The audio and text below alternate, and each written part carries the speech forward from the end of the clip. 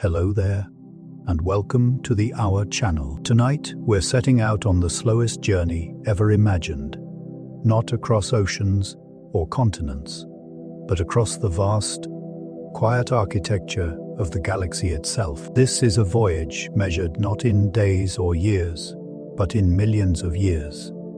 A journey where nothing rushes, nothing roars, and nothing demands your attention. We are drifting alongside our Sunday as it glides through the Milky Way, carrying Earth and every living thing upon it gently through deep time. In this story, the engine is not fire or fuel, but light, a silent reflection, a patient nudge. Together, we'll explore how an entire solar system could slowly change its course, avoiding distant dangers and seeking calmer regions of the galaxy, without ever disturbing the comfort of a sunrise or the rhythm of the seasons. As we move through this vast, cosmic landscape, you may begin to sense how heavy the Sunday truly is, how softly the galaxy turns, and how small changes, applied patiently, can shape the future of worlds. It's a reminder that motion does not always feel like movement, and that even the longest journeys can feel like stillness when shared by everything around us. So settle in, let your thoughts drift, and if you enjoy these quiet explorations of science, time, and the universe, you're always welcome to like, subscribe, or leave a gentle comment below. It helps this little corner of calm reach others who may need it. Now, let's begin our journey, slowly, silently, and far beyond the stars. Before there was any decision to move, before there was a destination or a reason or a plan, there was motion. Not the kind of motion we notice, not speed, not urgency, not travel in the human sense, but drift. Imagine pulling back, far beyond Earth, far beyond the familiar glow of the Sunday, until our planet becomes a pale grain of dust, suspended in a quiet beam of light. From here, nothing appears to be moving. The continents are frozen. The oceans are still. The atmosphere clings like a thin breath. And yet, everything is already in motion. The Earth is circling the Sunday. The Sunday is circling the center of the Milky Way. And the Milky Way itself is gliding through intergalactic space, carried by gravity, laid down billions of years ago. We are travelers who never packed a bag. From this distant vantage, the Milky Way reveals itself not as a flat image in the night sky, but as a vast, rotating city of stars, a spiral disk 100,000 light-years wide, hundreds of billions of suns moving together in a slow, majestic rotation. Like leaves caught in a cosmic whirlpool, the galaxy turns, but it does not rush. One full rotation takes roughly 230 million years. In the time it takes for our Sunday to complete a single orbit around the galactic center, entire species rise, flourish, and vanish from Earth without leaving a trace. Continents tear themselves apart and reform. Ice ages come and go like shallow breaths. And through all of it, the Sunday keeps drifting. Picture the spiral arms of the Milky Way as luminous rivers, dense with stars, dust, and glowing nebulae. The Sunday resides in one of the quieter regions, a minor tributary called the Orion Arm. Not the center, not the edge, just a calm lane of traffic between larger flows. From here, the galaxy feels peaceful. There is no sound in space, but if there were, it would be low and continuous. A deep, resonant drone. The collective hum of gravity at work. Not a note that changes, but one that simply exists, ancient and steady. The Sunday moves at about 220 kilometers per second as it orbits the galactic core. That number sounds large, but at this scale, it is barely a whisper. At this speed, the Sunday would still take over 4,000 years just to travel a single light-year. A distance so vast that even light itself requires a full year to cross it. The galaxy is patient, and so is the motion within it. From Earth, we do not feel this drift. There is no wind, no acceleration, no sensation of movement at all. Gravity binds us gently to the Sunday, and the Sunday carries us along like a lantern, hung inside a vast invisible ship. Every sunrise, every sunset, every season unfolds as if we are standing still, but the stars overhead tell another story, if you know how to read them. Over tens of thousands of years, the constellations slowly deform. Lines, once straight, begin to bend. Familiar patterns stretch and thin like drawings made on rubber, slowly being pulled apart. Orion's belt will not always be a belt. The Big Dipper will not always pour. The sky is not fixed, it is only slow. Ancient astronomers unknowingly recorded snapshots of a moving system, each generation believing the heavens were eternal and unchanging, while in reality, the entire sky was already sliding beneath their feet. This is the state we begin in, a solar system adrift, carried by momentum inherited from the birth of the galaxy itself. No engine, no steering wheel, no destination, just inertia. The Sunday does not choose its path.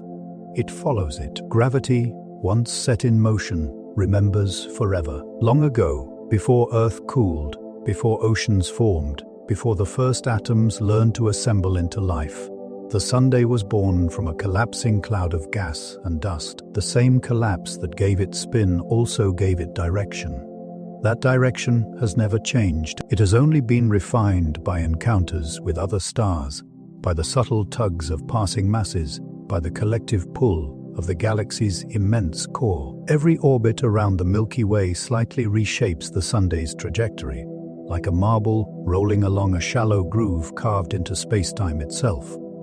The groove is deep, the walls are wide, and the marble is heavy. To change course at this scale is not a matter of thrust or force. It is a matter of time. From a high, slow pan across the galaxy, the Sunday is barely visible, a single spark among hundreds of billions, all participating in the same silent rotation. From here, it is impossible to tell which stars host planets, which planets host oceans, which oceans host life that wonders where it is going. Everything looks equal, everything looks small, and yet, nestled within that tiny point of light, is an entire world that believes it is at rest. On Earth, nights pass quietly. The stars wheel overhead with comforting regularity. Farmers plant by the seasons. Civilizations rise under the same constellations, their ancestors named. The comfort comes from predictability.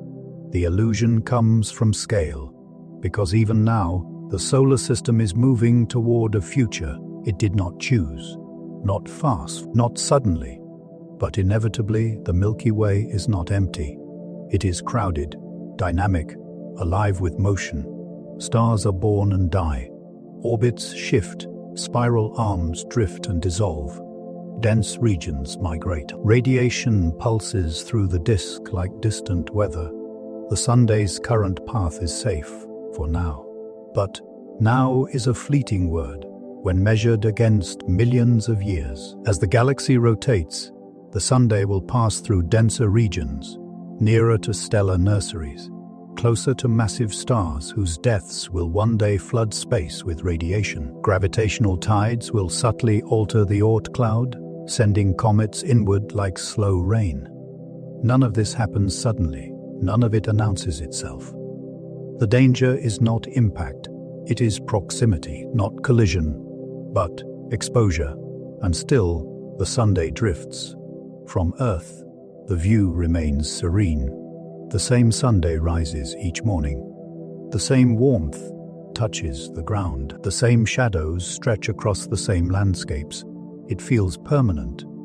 But permanence is an illusion created by short lifespans. If you could sit in one place on Earth for 1,000,000 years, watching patiently, without moving, you would begin to notice the drift.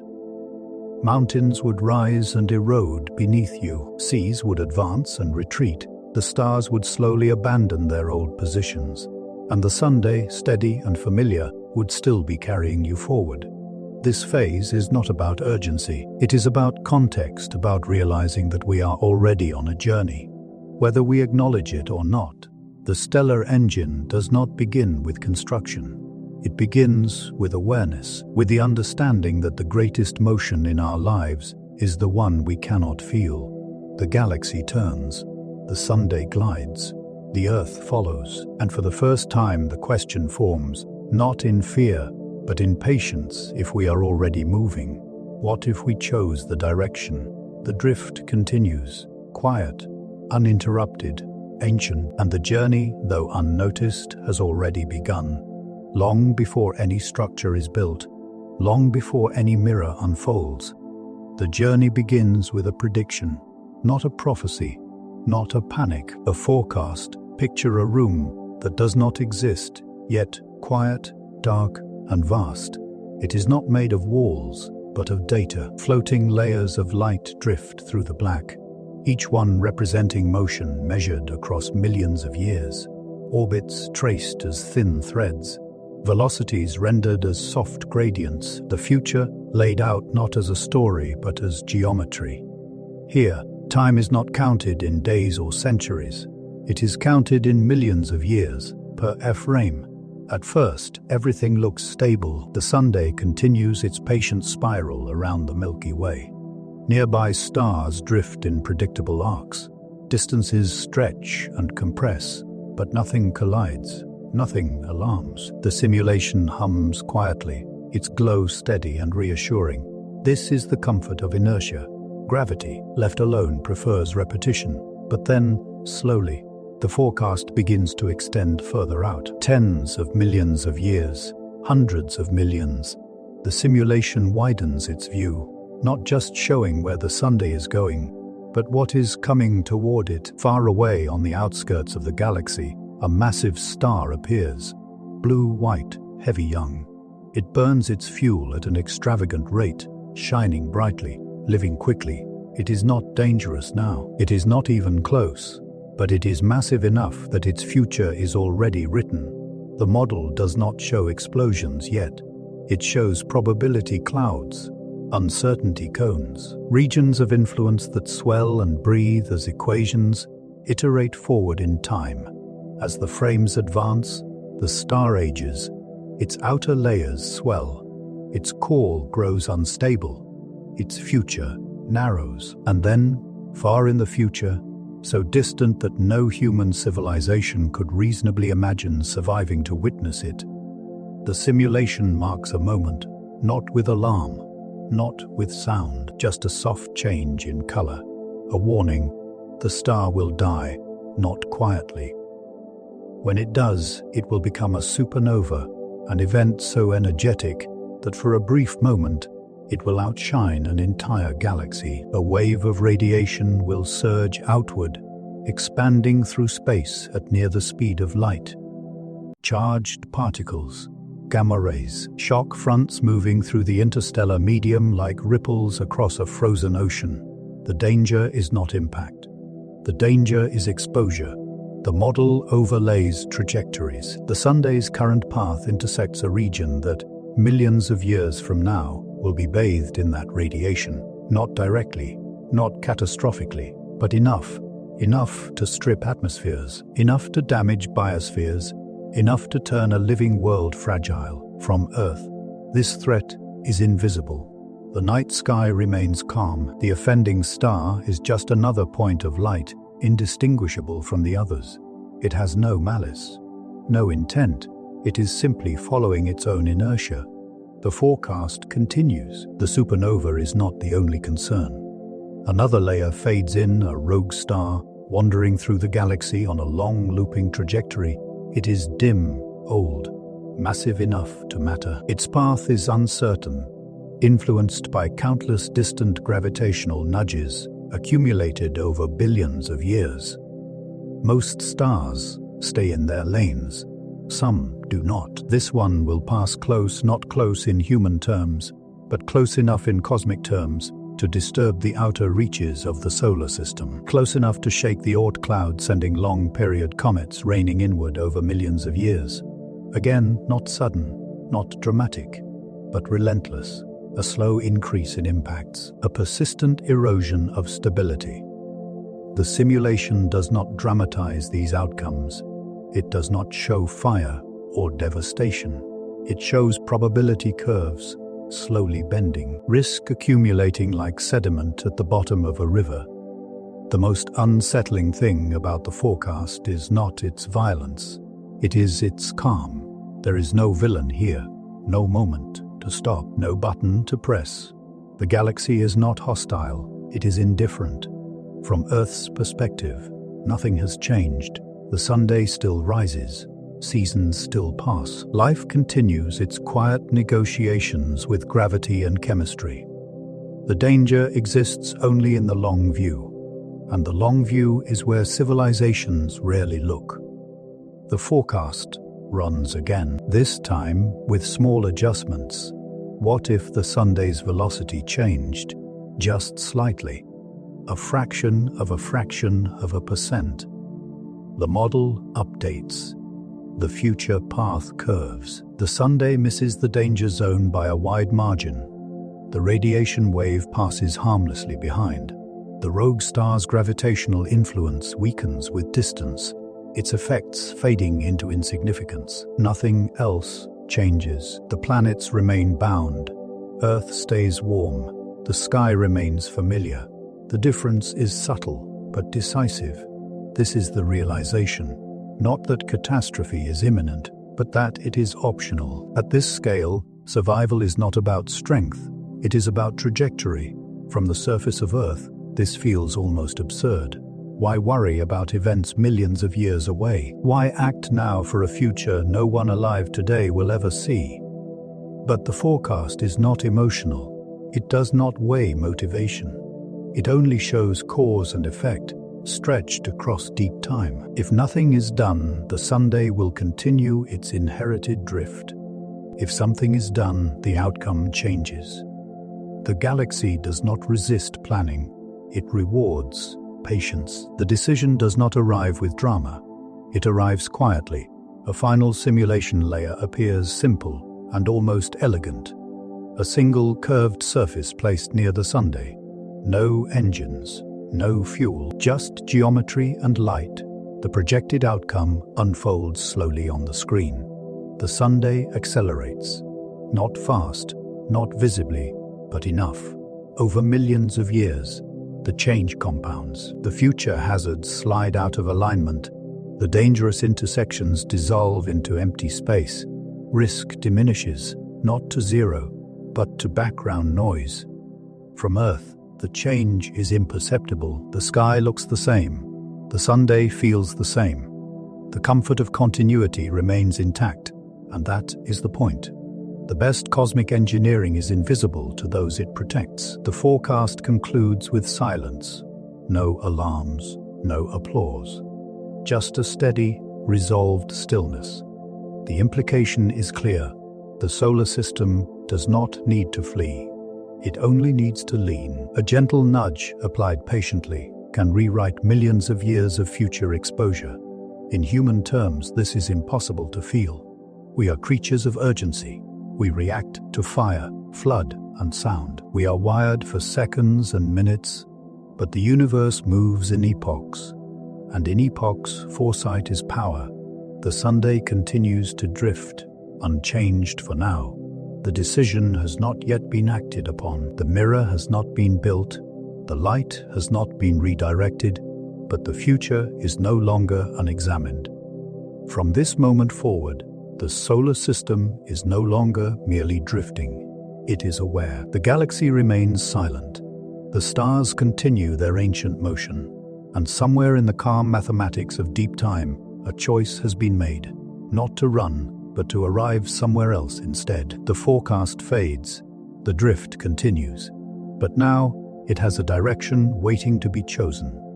Before the Sunday can be guided, before it can be persuaded to change its path, it must first be understood, not as a symbol, not as a burning disk in the sky, but as a structure of gravity. Begin by letting go of the familiar image, the bright yellow circle, rising and setting each day. That is only the surface, a thin boundary where light finally escapes. Beneath it lies a depth so immense that even time behaves differently inside it. From far away, the Sunday looks like a sphere of fire, From closer in, it reveals itself as something quieter and heavier. A well imagines space itself as a fabric smooth, dark, and endless. When nothing is present, the fabric remains flat and calm. But place the Sunday upon it, and the fabric bends, slowly at first, then deeply, until a vast, gentle depression forms. This is gravity made visible. The Sunday does not pull the planets with forceful hands. It shapes the space around itself, and the planets follow the curves that result. Earth is not being dragged. It is rolling endlessly along the slope of space-time, carved by the Sunday's mass. The deeper the well, the stronger the hold. The Sunday contains more than 99.8% of the mass of the entire solar system. Everything else, every planet, moon, asteroid, and grain of dust, exists as a rounding error by comparison. This is why the planets follow so faithfully. They are not companions, they are passengers. From this perspective, the solar system is not a collection of separate objects. It is a single connected structure, a choreography defined by one dominant mass and many graceful responses. Zoom closer.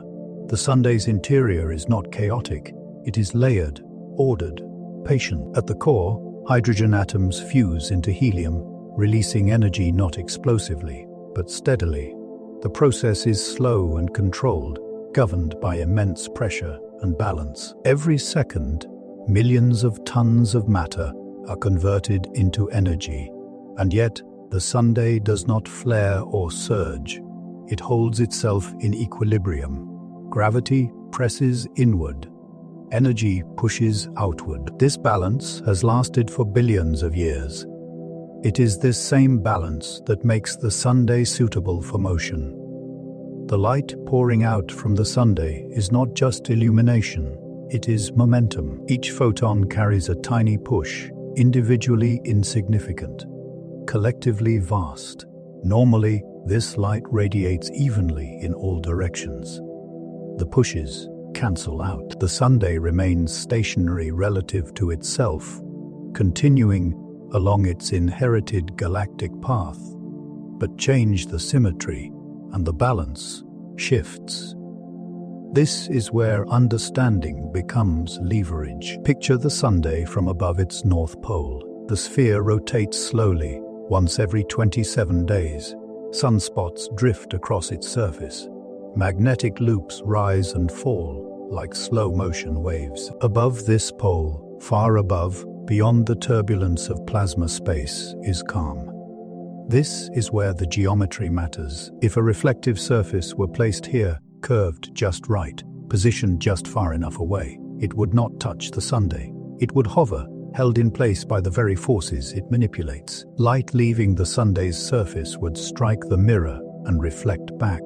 The momentum carried by those photons would reverse direction.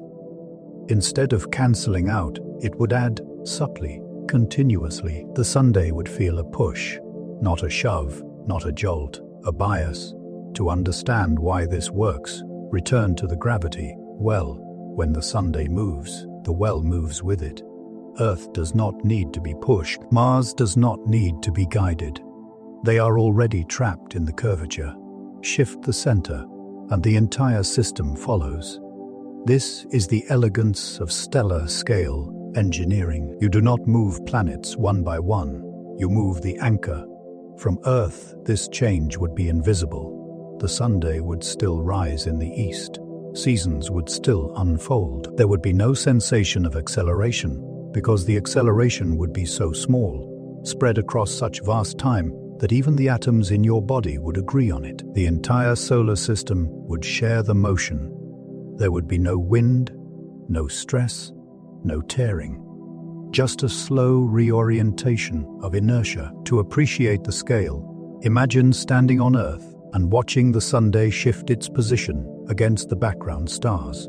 Not over days or years, but over hundreds of thousands of years. A movement so subtle it could only be measured by civilizations that think in geological time. The Sunday's mass makes this possible. Because it is heavy, it resists sudden change. Because it is luminous, it offers a constant source of momentum. It is both anchor and sail. Inside the Sunday, the fusion continues uninterrupted. The mirror does not interfere with the core. It does not heat the star dangerously or destabilize its balance. It merely redirects a fraction of what is already being emitted. The Sunday does not notice the difference, at least not in any way we would recognize as strain. It simply begins imperceptibly to lean.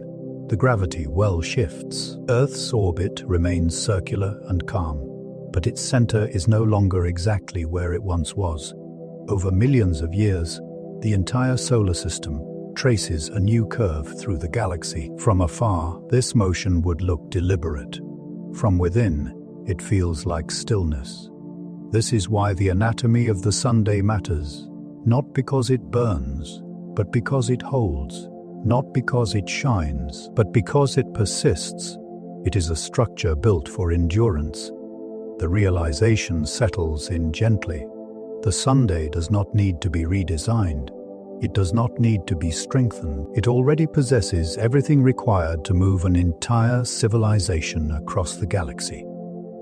All that is needed is patience and a surface to reflect its own light. As this understanding deepens, the Sunday transforms from a passive star into a controllable system, not controlled in the sense of domination, but in the sense of alignment. We are not forcing it to go somewhere unnatural. We are allowing it to continue doing what it has always done, with a slightly different emphasis. The fabric of space remains bent, the planets remain faithful, the star remains steady. And for the first time, the idea becomes clear, not as ambition, but as inevitability. If you wish to move a world, you do not push the world, you move the star that holds it. The Sunday continues to shine, unchanged, unaware, and now understood. Every long journey begins the same way, not with motion, but with shape. Before the Sunday can be guided, before light can be persuaded to lean in one direction rather than another, the idea must resolve into geometry, something simple enough to endure for millions of years, something quiet enough to exist beside a star without disturbing it. The solution does not look like a machine. It looks like a curve. Imagine space near the Sunday's North Pole, empty, dark, and calm. The violent flares and tangled magnetism of the equatorial regions are far away. Here, the star rotates beneath you slowly, its light rising like a steady tide. In this stillness, a surface appears, not solid in the human sense, not thick, not heavy, a shell of reflection. The Shkadov Thruster is not a full sphere. It does not surround the Sunday or cage it. Instead, it is a single, vast, concave mirror, like a bowl made of light-catching foil placed to one side of the star. It covers only a fraction of the Sunday's output, and that is enough. From a distance, it looks almost delicate, a crescent hovering above a star, catching sunlight and returning it home. Its edge curves smoothly, precisely calculated, so that the reflected light converges back toward the Sunday's surface. There are no moving parts, no fuel tanks, no combustion chambers, no sound, just geometry and patience. The mirror's position is not arbitrary. It is placed where two forces meet and agree. Gravity pulls it inward toward the Sunday's mass. Radiation pressure pushes it outward as photons bounce off its surface and transfer momentum. At exactly the right distance, these forces balance. The mirror hovers, not locked in place by engines but by equilibrium. This is what makes the design endure. Anything that requires constant correction will fail over millions of years. Anything that depends on power generation, maintenance crews, or rapid response will eventually drift, decay, or collapse. The Shkadov design avoids this entirely. It rests. To understand its scale, let the mind expand.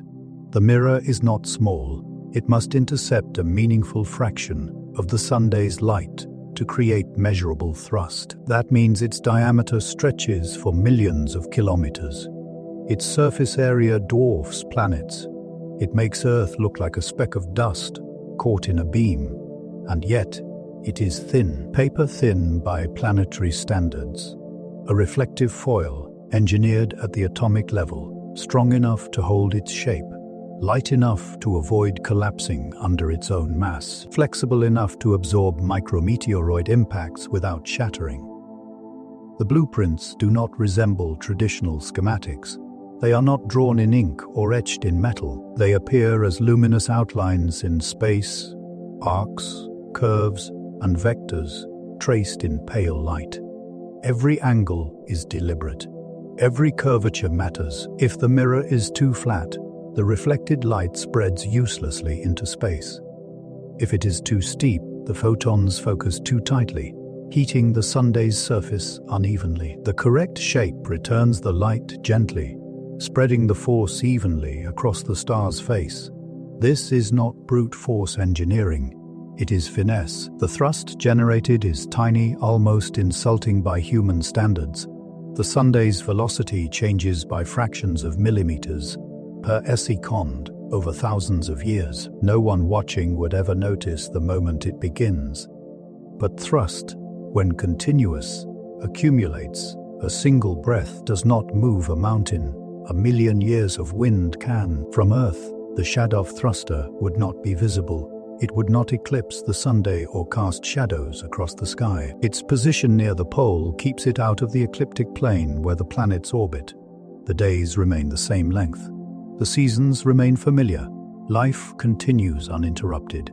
This is intentional. The design is meant to be forgettable. The best cosmic infrastructure is the kind that disappears into the background of existence, doing its work without asking to be seen. Up close, the mirror's surface is mesmerizing. It does not reflect like polished metal. It shimmers softly, scattering light at the microscopic level to prevent hotspots and degradation. The reflected sunlight glides across it like water over silk. There is no vibration, no resonance. The structure is quiet because it is aligned with the forces acting upon it, rather than fighting them. Even the Sunday's solar wind, streams of charged particles flowing outward, passes around the mirror, harmlessly, guided by subtle electromagnetic fields embedded in the foil. The design assumes time as its primary material, where human machines are built to act quickly and wear out. The Shkadov Thruster is built to act slowly and endure. It expects micrometeoroid damage. It expects gradual erosion. Its surface is self-healing, its reflective layers able to reconfigure as atoms migrate and settle. Decay is not a flaw here. It is planned for. The mirror does not need to be perfect forever. It only needs to remain functional long enough for momentum to accumulate. From a cosmic perspective, even failure is slow. If a section degrades, thrust diminishes slightly. The journey does not stop. It merely lengthens. The galaxy is patient enough to allow for delays. This is why the design feels almost philosophical. It accepts imperfection. It embraces slowness. It trusts accumulation. The Shkadov Thruster does not command the Sunday. It persuades it by reflecting what the Sunday already gives freely. It creates a gentle asymmetry, a bias that nudges the star away from its inherited path and onto a new one. The Sunday does not resist. It cannot tell the difference between this and any other slight imbalance it has experienced over billions of years. To the star, it is just another whisper in the vast conversation of forces shaping its motion. But to the solar system, it is destiny altered. The blueprints fade slowly from view, their lines dissolving into the dark. The shape remains, fixed in memory now, clear and elegant, a single mirror, a single curve, a single decision to redirect light. Nothing has moved yet. The Sunday still drifts as it always has. The planets remain in their familiar orbits. Earth's sky looks unchanged, but the geometry now exists. And once geometry exists in the universe, motion eventually follows. The design waits, patient, silent, ready to unfold. Nothing arrives all at once. At this scale, creation is not an event. It is a process so slow and distributed that no single moment can be called the beginning. The construction of the mirror does not start with a launch or a ceremony.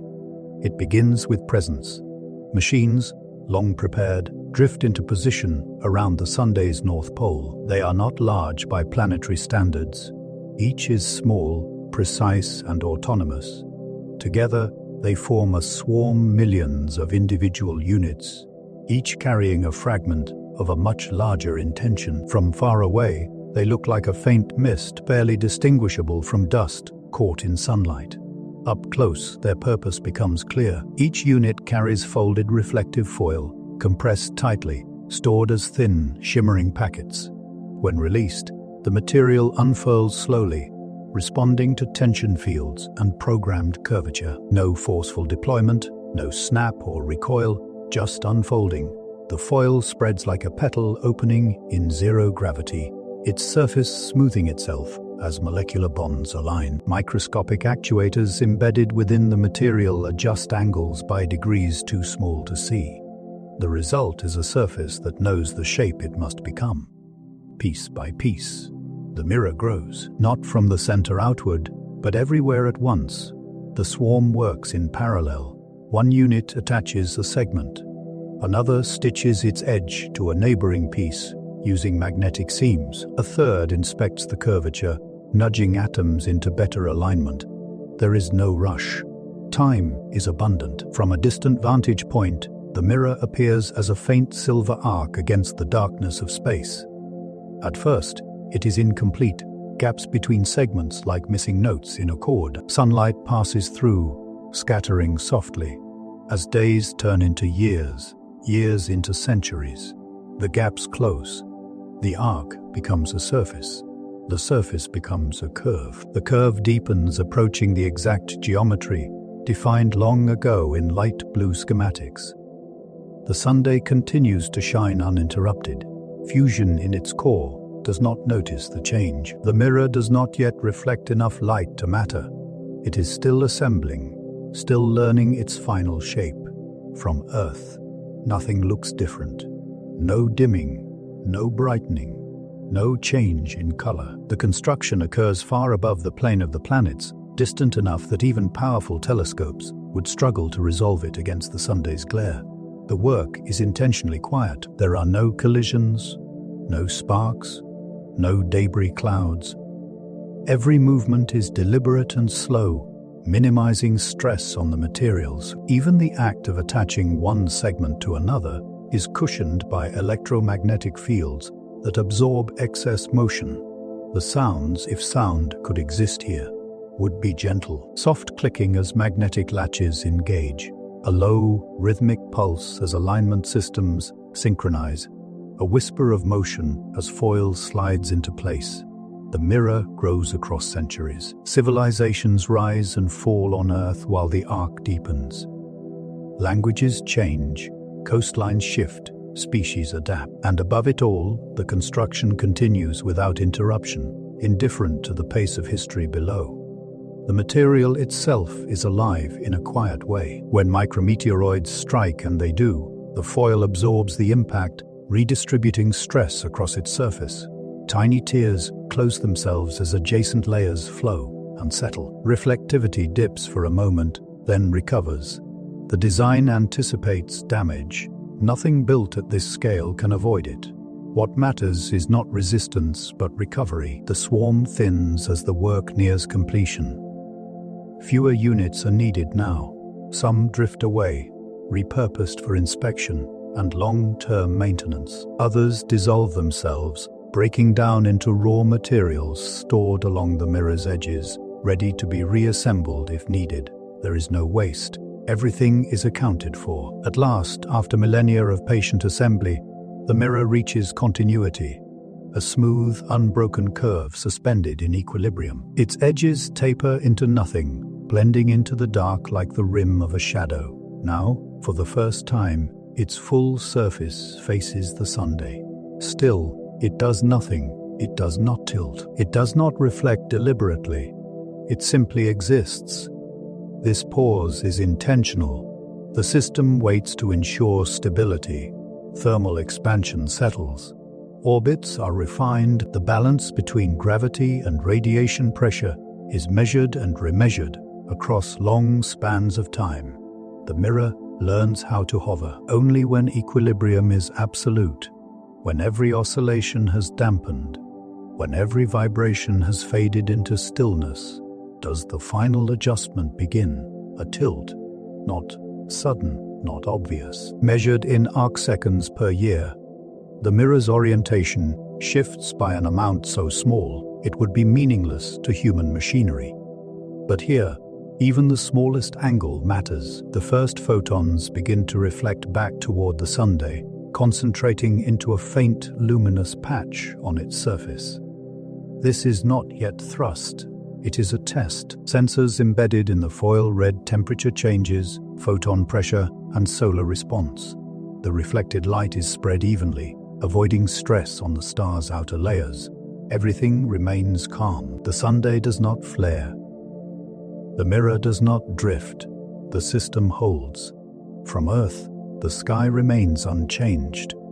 The Sunday rises and sets with familiar warmth. No one feels the mirror above, slowly finishing its silent work. But in the deep quiet near the Sunday's pole, the great unfolding has ended. The shape is complete. The balance is achieved. The geometry is ready. The mirror waits. Light continues to pour outward from the Sunday, as it always has. Soon, a fraction of that light will return, not as heat or destruction, but as direction. The journey has not yet begun, but the sail is finally raised. For a long time, the mirror has existed without consequence. It has hovered above the Sunday's pole in perfect balance, a silent curve in empty space. Light has washed across its surface without preference, scattering harmlessly into the dark. The Sunday has continued its ancient work, unaware that anything nearby has changed. This is intentional. Momentum at this scale must be introduced gently, so gently that even a star does not notice the moment it begins. The first reflection is not an activation. It is an adjustment. Picture the mirror again, vast and silver, its curvature now fully realized. Along its rim, alignment fields awaken, not with energy or noise, but with precision. Over centuries, the mirror begins to tilt, not as a whole, but as a gradient. Sections nearer the edge shift first, their angles changing by fractions of a degree. The center follows, easing into a new orientation so smoothly that the structure never loses equilibrium. Gravity continues to pull, radiation pressure continues to push. The balance holds. Then, a photon leaves the Sunday. It begins its journey as all photons do, born in the star's core, spending thousands of years bouncing outward through dense plasma, finally escaping from the photosphere into open space. For the first time, its path is altered. Instead of traveling endlessly outward, the photon meets the mirror's surface. It touches, transfers momentum, and turns back, its direction reversed, its energy unchanged. Light returns to its source. At first, the effect is almost nothing. A tiny fraction of the Sunday's output is redirected. The reflected beam is diffuse, spread wide to avoid concentrating heat. On the Sunday's surface, it appears as a faint brightening, indistinguishable from natural variation. But momentum does not care about visibility. Each reflected photon delivers a microscopic push. One is meaningless. A trillion is still small, but the Sunday emits unfathomable numbers of photons every second. The pushes accumulate, not as force, as bias. The Sunday does not jump forward. It does not lurch or tremble. It simply experiences a slightly uneven pressure, more light leaving one side than the other. In response, its motion changes, not position, velocity. This distinction matters. Velocity is memory. Once altered, it does not forget. From afar, nothing seems different. The Sunday continues its spiral around the galaxy.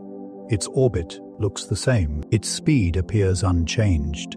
But deep within the equations that govern its path, a new term has appeared. A constant. the reflected light continues. Over decades, the mirror's tilt increases, slowly, carefully, until a meaningful fraction of sunlight is being returned. Still, only a portion. Still, gentle. Enough to matter, but not enough to disturb the Sunday's balance. The star absorbs the light as it would any other. Energy disperses. Heat flows outward. Fusion continues uninterrupted. The only difference is direction. From Earth, the Sunday feels the same. Its warmth is unchanged. Its color remains constant. Shadows fall exactly where they always have. There is no sensation of thrust. Acceleration at this scale is shared by every atom in the solar system. Nothing is pushed relative to anything else. There is no stress, no strain, no internal motion. Everything moves together. This is why the first reflection is safe. The mirror does not force the Sunday forward, it gives the Sunday a preference. A subtle encouragement to drift one way instead of another. Over centuries, the reflected beam stabilizes. Its shape is refined, its intensity adjusted. The Sunday's surface responds with slight, measurable changes in convection patterns, all well within natural variation. The system listens. Sensors read the feedback. The mirror's orientation adjusts to maintain even distribution. The process becomes self-correcting, like a ship trimming its sails in calm water. The push continues, tiny, relentless. From the galaxy's perspective, the Sunday has begun to lean. The difference is measured in millimeters per second over thousands of years, an amount so small that even stars passing nearby would not immediately detect it. But time magnifies small things. A millimeter per second becomes kilometers per year. Kilometers per year become light years over millions of years. The first reflection marks the point of no return, not because it is dramatic, but because it is continuous. Once momentum has changed, stopping requires an equal and opposite change. The Sunday is now under guidance. From Earth, the night sky remains serene. The stars shift only as they always have. No new constellations form, no old ones vanish. Yet, the only hint lies deep in precise measurements, in the long-term drift of stellar positions relative to one another. A pattern begins to diverge. The Sunday is no longer merely following the galaxy. It is negotiating with it. Light continues to strike the mirror, and light continues to return. The mirror does not glow brighter. It does not announce its work. It simply reflects, endlessly, quietly. The sound, if it could be heard, would be a soft shimmering, a gentle rise like light brushing silk, not a roar, not a hum, a presence rather than a noise. This is the moment the journey truly begins, not with departure, not with acceleration you can feel, but with the first preference imposed on an ancient path. The Sunday keeps shining, the mirror keeps reflecting, and across the unimaginable calm of deep time, the solar system begins, at last, to choose where it is going. After the first reflection, nothing rushes forward. There is no surge, no escalation. The most important phase of the journey is stillness. The mirror has begun to return light to the Sunday. Momentum is now biased, direction subtly altered. But for this to last, for it to endure across millions of years, the system must settle into a state that does not require correction. This is the gravity balance. Picture the mirror suspended above the Sunday's pole once more. It does not orbit like a planet. It does not fall inward like debris. It does not drift away like dust. It hovers. Gravity pulls it toward the Sunday with immense force. The mass of the star bends space deeply here, creating a slope that nothing can ignore. Left alone, any object placed here would accelerate inward, gaining speed, crossing the photosphere in moments. But the mirror is not left alone. Every photon that strikes its surface transfers momentum. The light pushes outward. Individually, the pushes are negligible. Collectively, they form a continuous pressure, steady, predictable, and perfectly aligned. Where gravity pulls inward, light pushes outward. Between them, the mirror rests. This balance is not static like a pedestal. It is dynamic, alive, constantly self-correcting. If the mirror drifts a fraction closer to the Sunday, light pressure increases, pushing it back. If it drifts outward, gravity strengthens its pull. The system corrects itself without command. No thrusters fire, no guidance systems engage. Physics handles the adjustment. This is why the Shkadov design can survive deep time. Anything that requires active stabilization will eventually fail.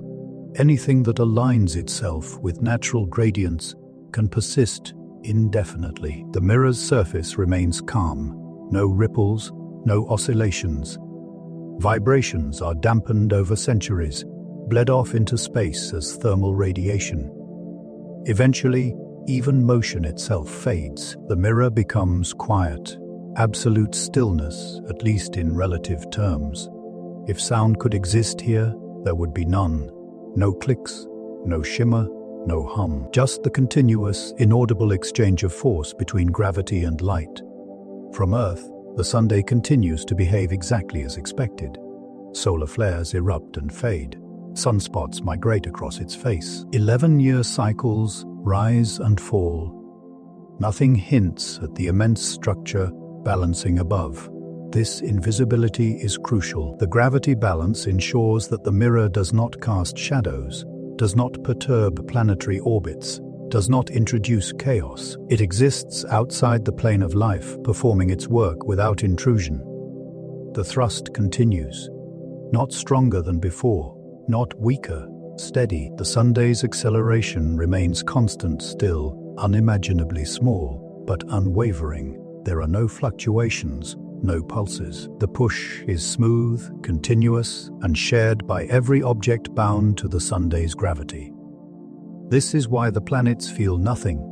Earth does not strain against its orbit. Tides do not change. The moon remains loyal. The delicate resonances that govern orbital stability are preserved. The entire solar system behaves as a rigid body, drifting through space as one. The mirror's position is refined over long spans of time. Its curvature is adjusted by microscopic amounts as solar output slowly evolves.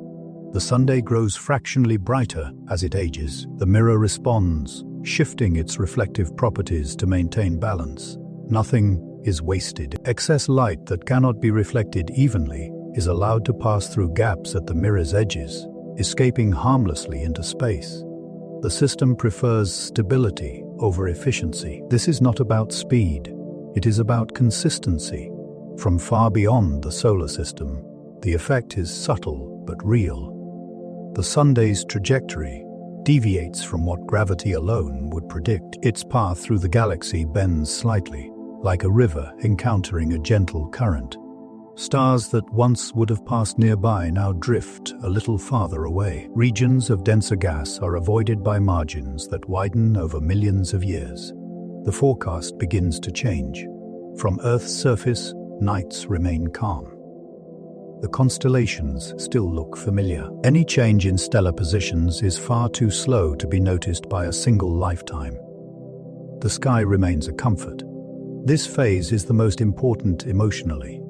Though it feels like nothing is happening, it proves that motion does not require noise, that power does not require violence, that the largest journey ever attempted can begin with perfect silence. The gravity balance is not a moment, it is a state the system will occupy for as long as the journey continues. The mirror hovers, the Sunday leans, the planets follow, and for the first time, the solar system is not just moving, it is moving smoothly, effortlessly, forever, if needed. The silence holds, and within that silence, momentum becomes destiny. At first, there is no sign, no marker in the sky, no tremor beneath the ground. If you were standing on Earth, watching the Sunday rise and set, measuring the year by the return of seasons, you would believe nothing had changed, and in every way that matters to daily life, you would be right. The change exists below perception. This is the moment acceleration begins, not as motion you can see, but as a memory written into velocity itself. The reflected light has been pushing for centuries now. Each photon adds its infinitesimal contribution. Each second, the bias remains. The Sunday does not resist, it simply accumulates. Acceleration at this scale is not dramatic. It is the slowest turn imaginable. Picture a massive ocean liner leaving a harbor. For a long time, the shoreline does not seem to move. The water barely ripples. Passengers feel nothing beneath their feet, but deep below the surface, engines are applying steady force. The ship's momentum is changing, even if the eye cannot detect it. The Sunday is that ship, except its mass is measured in trillions of tons, and its harbor is the gravity of an entire galaxy. The acceleration is constant. That is what matters. A constant acceleration, no matter how small, will eventually produce significant velocity. Time does the work. After 1,000 years, the Sunday's speed has changed by a fraction of a millimeter per second. After 100,000 years, the change becomes measurable by instruments that track stellar motion. After 1,000,000 years, the difference is undeniable. The Sunday is no longer following its old path. It is curving away from it. From far above the galactic plane, this change looks like a gentle bend. The Sunday's spiral around the Milky Way tightens on one side and loosens on the other, responding to the added bias. The galaxy does not resist. It accommodates. Gravity does not forbid change. It only shapes how change unfolds. The Sunday's new trajectory is not a straight line. It becomes a slow, elegant curve, threading between gravitational influences, like a river, finding a new channel through a floodplain. From Earth, the evidence is subtle. The stars shift, but not randomly. Over tens of thousands of years, precise records reveal that certain background stars drift slightly faster than expected, others slower. The familiar patterns stretch in ways that no longer match old predictions. This is not chaos. It is coherence. The entire sky is being gently rewritten. The planets feel nothing unusual. This is essential. Acceleration is shared equally. Every object bound to the Sunday is carried along together, their relative positions preserved. Earth remains exactly where it should be, rolling along the same curved slope of space-time, unaware that the slope itself is turning. There is no wind of motion, no inertial stress, no internal strain. The solar system is not being dragged. It is being reoriented. The sensation, if it could be felt, would be like the slowest possible banking turn, a change so gradual that even a lifetime of observation would register it as stillness. And yet, the numbers continue to change. Velocity accumulates. Direction diverges. The Sunday's momentum, once inherited from its birth, is now being edited, character by character, photon by photon. The reflected light never stops, day after day, century after century, epoch after epoch. The push does not weaken, the mirror does not tire, the balance holds. This is the power of patience applied to mass. In the galactic frame of reference, the Sunday begins to slip out of alignment with nearby stellar streams. Stars that once shared similar orbits now drift apart over millions of years, their paths diverging like threads pulled from a braid. From Earth, this divergence appears as a slow distortion of the Milky Way itself. The band of light overhead subtly changes thickness. Dark dust lanes shift position. The galactic center no longer occupies quite the same place in the sky it once did. These changes are glacial. A civilization would need to persist across geological time to notice them unfolding, but they are real. The Sunday is turning, not rotating, that continues as always, but turning in its journey through space.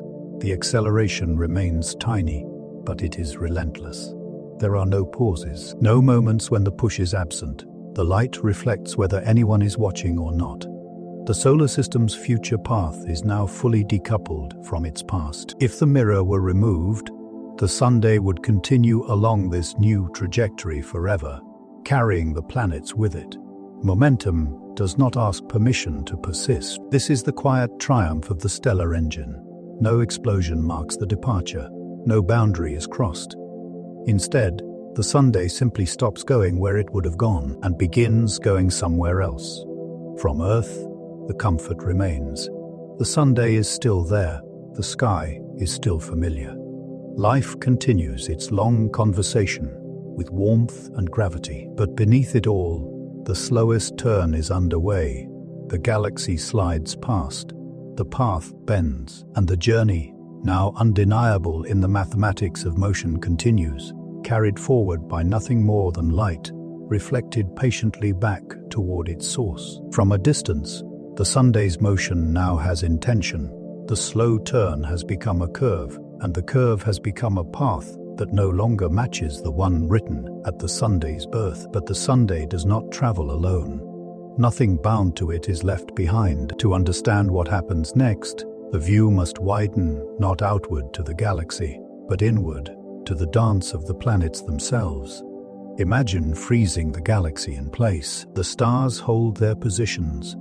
The Milky Way becomes a silent backdrop, a fixed tapestry of light. Against this stillness, the Sunday begins to move, not suddenly, not quickly, but steadily, gliding forward along its new trajectory. Now watch the Earth. It does not trail behind. It does not fall inward or drift away. It continues to orbit the Sunday, completing its familiar loop once every year. But because the Sunday itself is moving, Earth's orbit is no longer a closed circle in space. It becomes a spiral. As the Sunday advances, Earth traces a corkscrew path around it, circling, advancing, circling again, like a bead sliding along a gently curving wire. This is the helical path. From the Sunday's perspective, nothing has changed. Earth still rises and falls through seasons. Days still lengthen and shorten. The moon keeps its rhythm. The calendar remains intact. From the galaxy's perspective, everything has changed.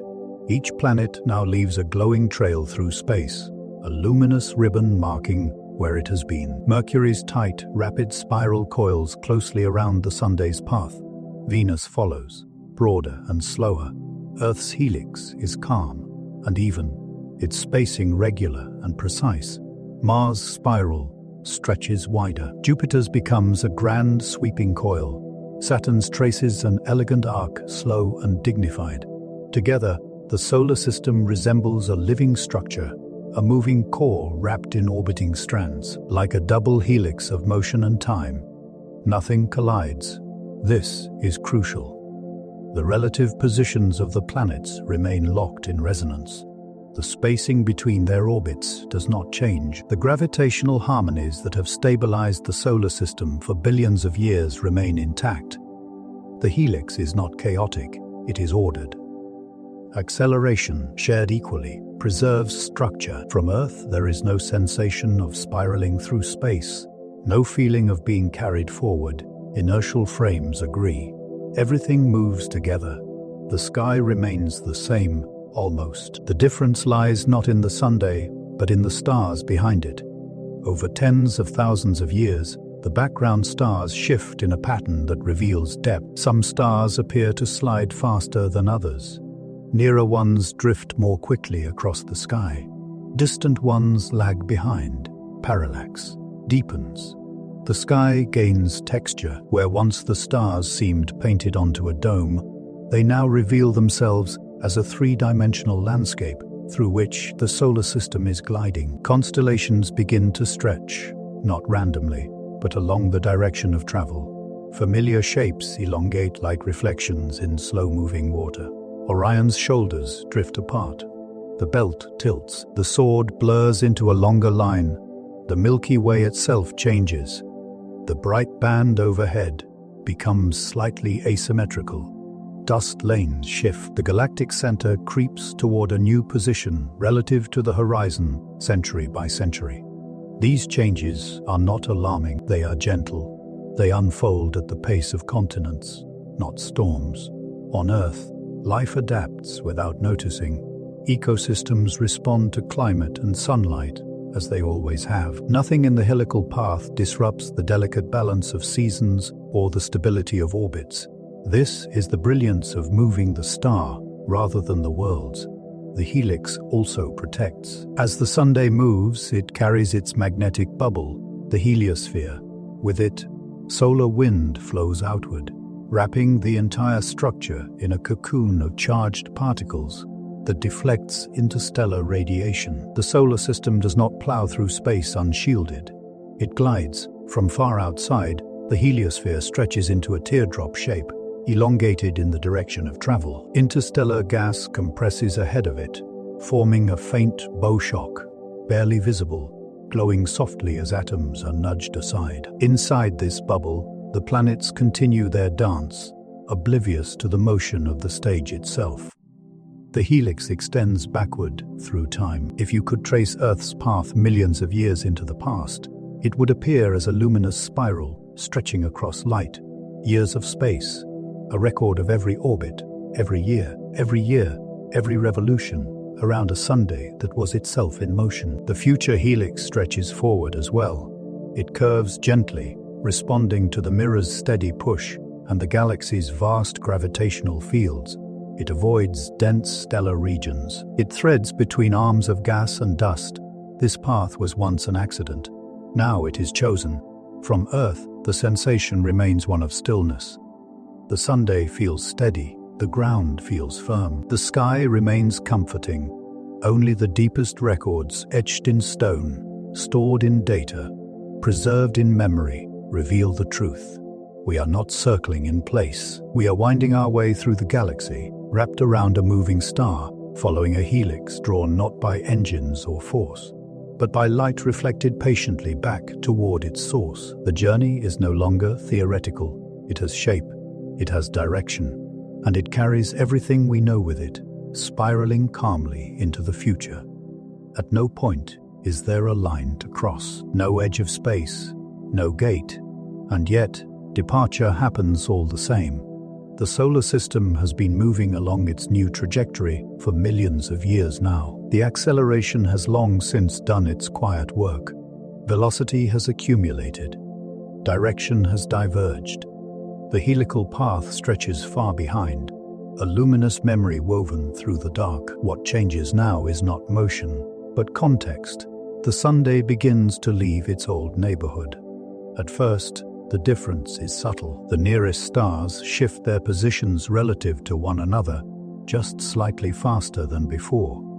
Distances widen. Familiar points of light that once lingered near the Sunday's path begin to drift behind, their motion no longer synchronized. This is how you know you are leaving. In the Orion Arm, stars are loosely associated. They share similar velocities, similar orbits around the galactic center. For a long time, the Sunday was one of many, moving in gentle company. Now that companionship thins from far above the galactic plane. The Sunday's trajectory peels away from the local stream, like a leaf separating from a slow current.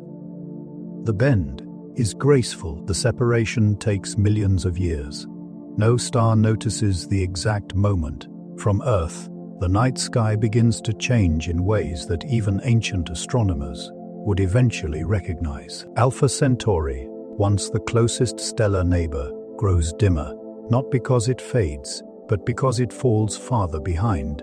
Its proper motion slows relative to the Sunday's forward glide. Over hundreds of thousands of years, it drifts toward the edge of memory. Sirius, bright and commanding, loses its dominance. Other stars rise in prominence as distance reshapes brightness and parallax. The familiar map of the sky stretches and thins. Orion, once a reliable anchor of winter nights, begins to unravel. The three stars of the belt no longer line up as neatly. The shoulders pull apart. The hunter's outline loses cohesion, becoming something else entirely, no longer a figure, but a scattering. Constellations were never real. Departure makes this obvious. They were always projections, patterns painted by chance alignments. As the solar system moves, the illusion dissolves. The Milky Way's band overhead shifts as well. The dense glow of distant stars subtly thins in one direction and thickens in another. Dust lanes slide across the sky like slow-moving clouds. The galactic center no longer rises where it once did. Night by night, century by century, the sky rewrites itself. And still, the Sunday remains. Its warmth does not change. Its position in the sky remains central. Its role in life's rhythm endures. This is the comfort of traveling with your star. There is no sense of exile. From Earth's surface, nothing feels abandoned. Cities rise. Civilizations pass. Life continues to anchor itself to the Sunday, not to the stars beyond, but beyond the heliosphere. The change is profound. Interstellar space begins to look different. The density of nearby stars decreases. The background radiation shifts subtly. The local interstellar medium thins. The Sunday is no longer embedded in the same cloud of gas and dust it once shared with its neighbors. It is entering a quieter region. From the perspective of the mirror, the push continues unbroken. Light reflects, momentum accumulates. The balance holds. There is no celebration. Departure is not marked by ceremony.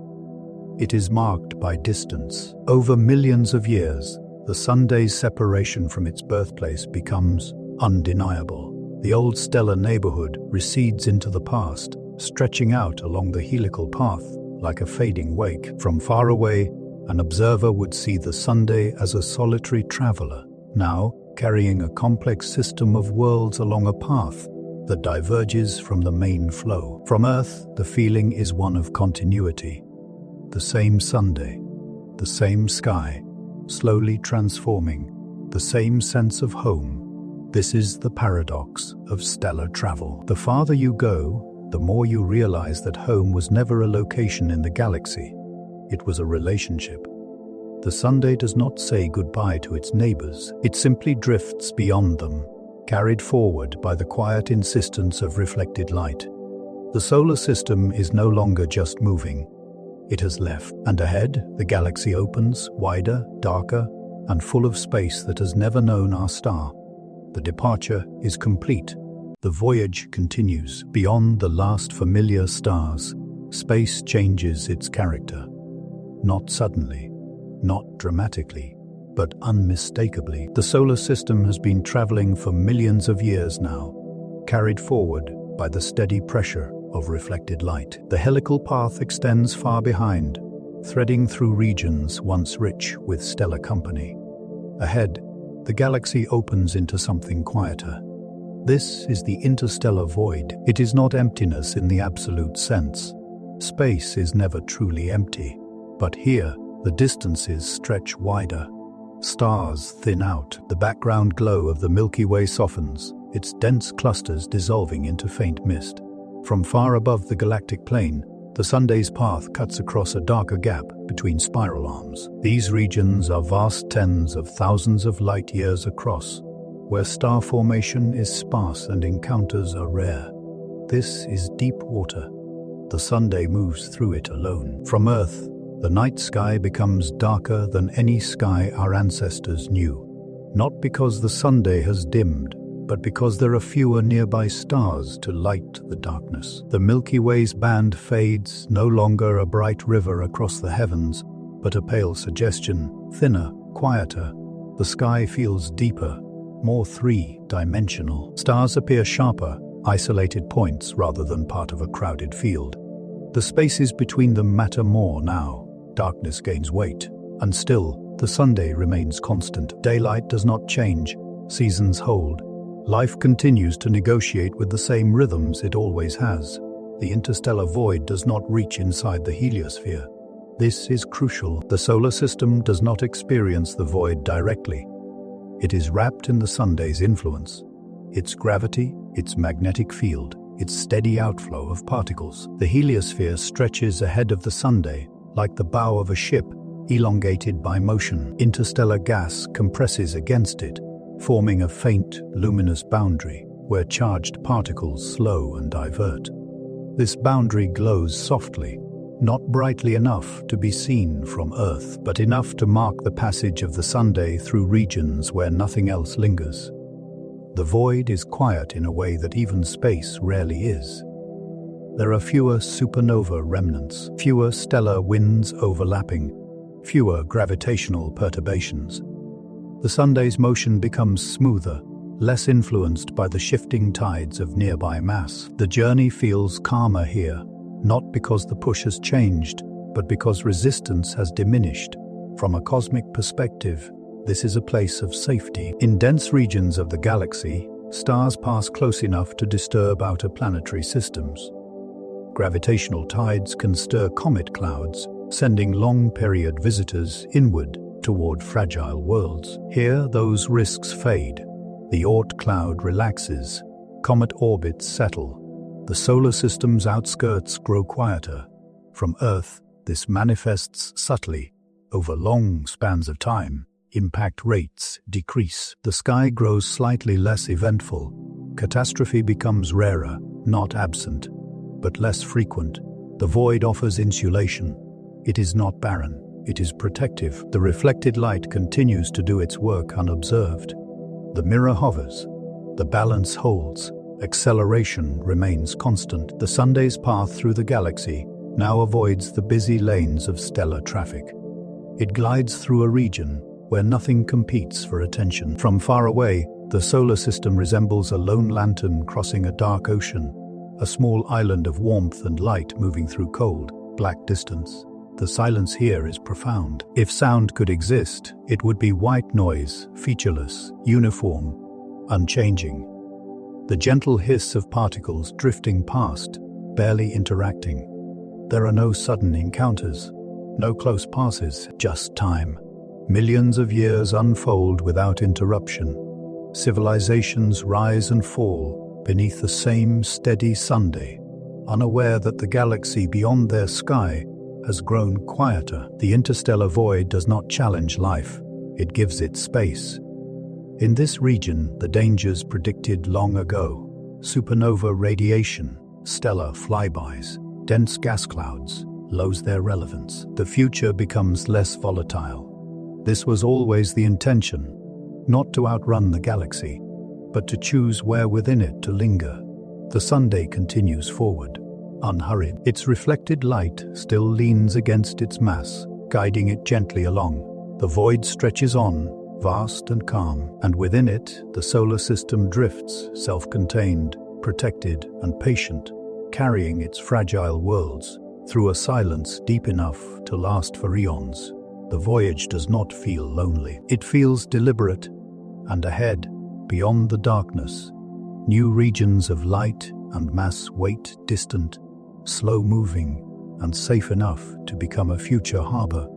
For now, there is only the void and the steady glow of a star that refuses to stop shining. Motion through the galaxy is never frictionless. Even in the interstellar void, space is not empty enough to offer no resistance at all. Atoms drift. Dust grains wander. Charged particles roam the dark between stars. Individually insignificant, together they form a thin medium, subtle, persistent, and unavoidable. As the Sunday moves forward, it meets this medium head-on, and it responds. Long before the first mirror was unfolded, the Sunday already carried a shield, a vast, invisible bubble inflated by solar wind streams of charged particles flowing outward in all directions. This bubble, the heliosphere, extends far beyond the orbit of the outer planets, marking the region where the Sunday's influence overpowers the galaxy's background. Now, as the solar system gains velocity, that shield changes shape. Picture the heliosphere from afar, ahead of the Sunday.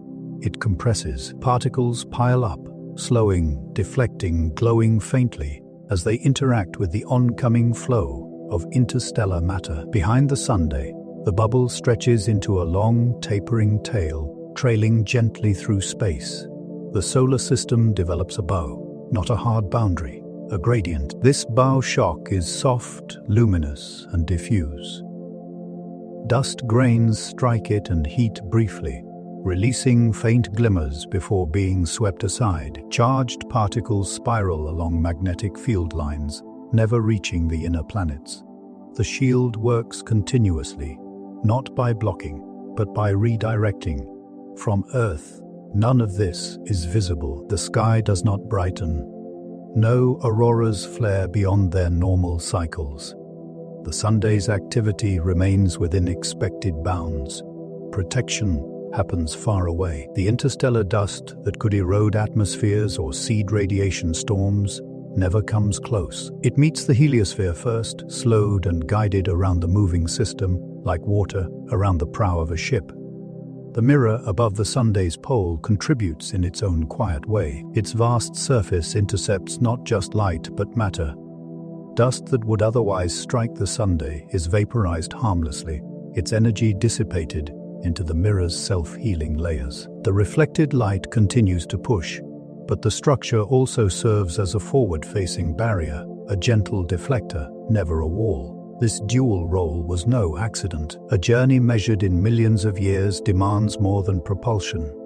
It demands resilience. Radiation, too, meets resistance. Cosmic rays, high-energy particles, born in distant supernovae, stream through the galaxy in all directions. Normally, they pass through the solar system, some deflected by magnetic fields, others reaching planetary atmospheres. As the Sunday moves, its magnetic influence strengthens along the direction of travel. Field lines stretch and compress, forming channels that guide energetic particles away from the inner system. Radiation does not stop, but its intensity softens.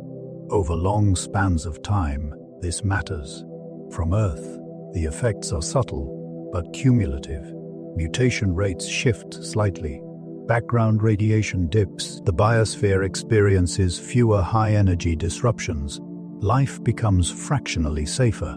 Not invulnerable, but buffered. The shield does not make the solar system immune to the galaxy. It simply reduces the noise. It turns sharp edges into curves, spikes into gradients. This is the philosophy of the stellar engine applied beyond motion. Nothing is fought directly. Nothing is opposed violently. Everything is shaped. From far outside, the moving solar system resembles a glowing vessel, its bow illuminated by faint interaction, its wake trailing softly behind, a self-contained ecosystem sliding through a medium that barely notices its passage. The void offers little resistance, but what resistance exists is handled automatically, continuously, without command. The Sunday's journey does not scar the galaxy. It leaves only a whisper. Within the heliosphere, the planets remain untouched. Orbits remain stable. Atmospheres remain intact. Oceans remain bound to their worlds. The shield holds. This phase does not announce itself with spectacle. There is no moment of impact, no sudden flare of protection activating. The defense is always on, always working. It is not a system that engages. It is a condition of motion. As the Sunday continues forward, the shield continues to adapt, stretching, compressing, responding to variations in interstellar density and magnetic fields. The solar system does not need to slow down to stay safe. It does not need to stop.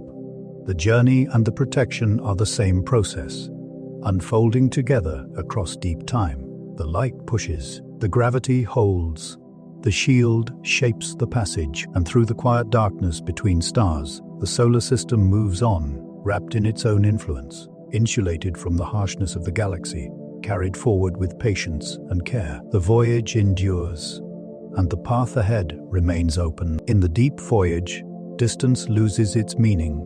Light years become casual units. Vast separations compress into moments when measured against millions of years of travel. The solar system moves steadily onward, wrapped in its shield, guided by reflected light, gliding through regions few stars ever cross. And then, far ahead, a presence appears. It is not close, it is not dangerous, but it is enormous.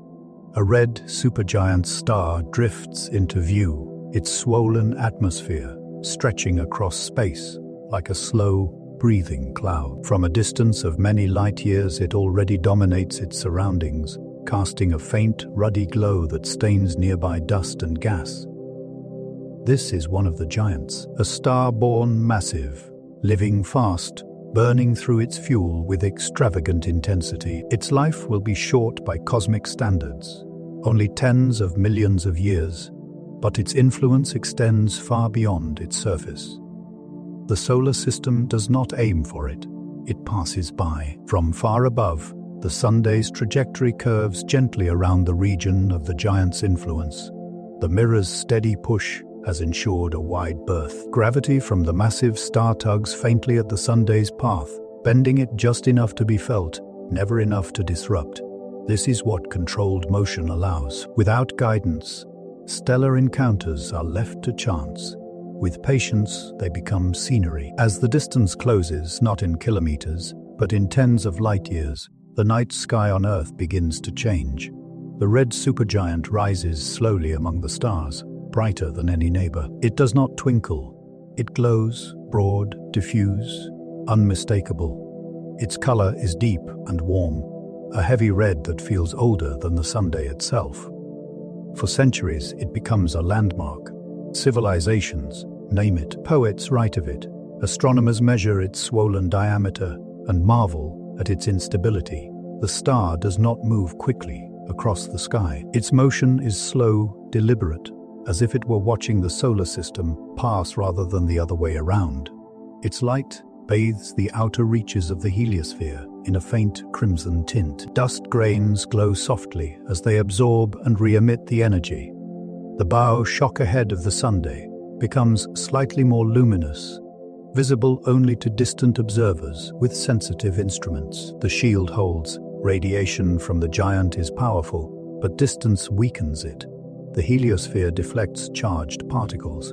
Magnetic fields guide high energy emissions away from the inner planets. Earth feels nothing unusual. Days remain the same.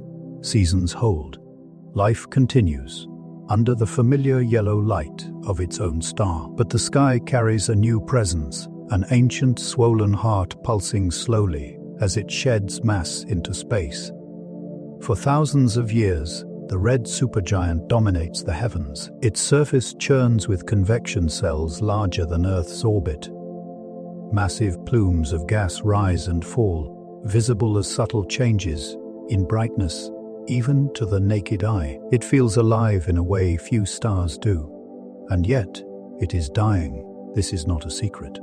Astronomers understand what they are seeing. The star's mass, its instability, its spectrum, all point to an inevitable end. Someday far in the future, it will collapse and explode, flooding its region of the galaxy with energy and matter. But not today and not here. The solar system's path ensures that when that moment comes, it will be far away. The danger exists only in memory, not in proximity. As centuries turn into millennia, the giant begins to recede. Its glow dims gradually as distance increases. Its position shifts, sliding toward the edge of the sky's attention. Eventually, it becomes just another red point among many. The encounter ends without incident. No tides were raised. No comets were stirred.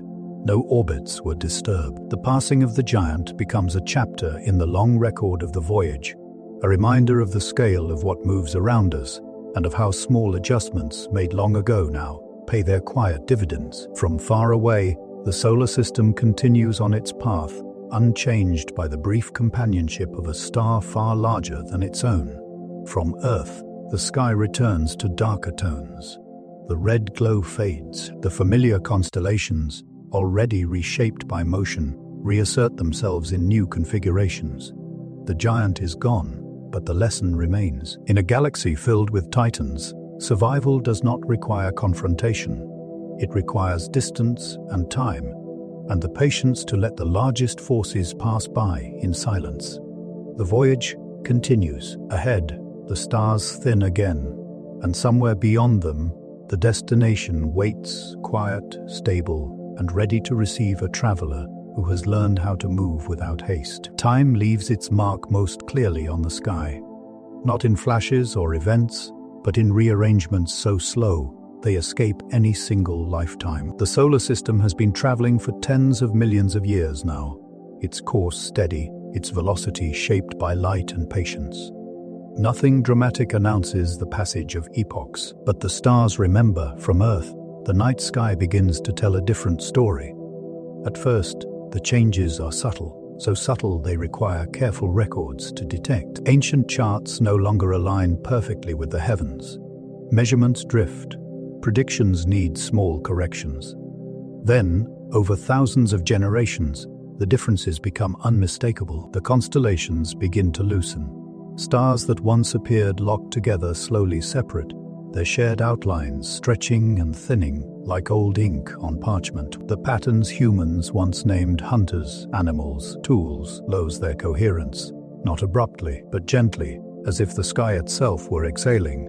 Orion no longer resembles a figure. The Great Bear no longer paws. Cassiopeia's sharp angles soften into curves. These changes are not random. They flow. As the Sunday moves through the galaxy, the perspective from Earth shifts continuously.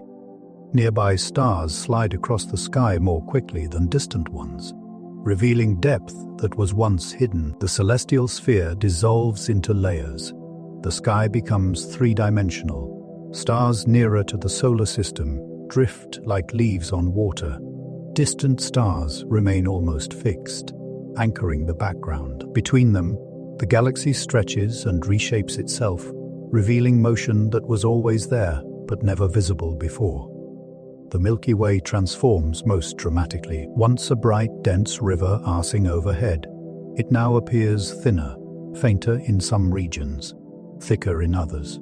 Dust lanes slide and fold. Bright knots of distant star clusters move to new positions, rearranging the balance of light and dark. The galactic center no longer rises where it once did. Night after night, millennium after millennium, the sky rotates into new alignments. This is not loss. It is evolution. From Earth, cultures adapt. New constellations are drawn. New stories replace old ones. The sky remains meaningful even as it refuses to stay the same. Astronomers come to understand the truth fully. The stars are not fixed. The heavens are not static. The sky is a record of motion, time-lapse imagery, spanning thousands, then millions of years reveals the full transformation. Stars flow across the firmament like a slow river of light. Patterns dissolve and reform. Entire sections of the sky become unrecognizable compared to their ancient forms. And still, the Sunday remains at the center of experience. Its position relative to Earth does not change. Day and night continue their rhythm. Seasons unfold with familiar grace.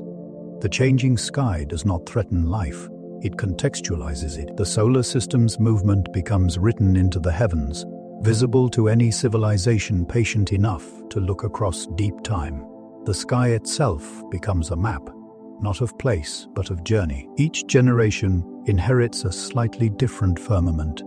Each looks up and believes it is seeing something eternal, unaware that it is standing inside a long exposure. This is the quiet gift of motion. The sky becomes a living document, rewritten slowly by the path of the Sunday through the galaxy. No explosion marks these changes. No boundary is crossed. Just the gentle, unending drift of perspective from far away. The solar system's path curves onward, carrying its planets through regions where the stars arrange themselves into new geometries. From Earth, the night sky remains beautiful, if unfamiliar. The past is not erased, it is stretched. And in that stretching, the universe reveals something profound. Nothing is fixed, nothing is permanent, but continuity survives through change. The constellations fade, but the act of looking up endures. The sky evolves, but wonder remains, and beneath it all, the Sunday continues its patient voyage, rewriting the heavens one quiet degree at a time. Arrival does not announce itself.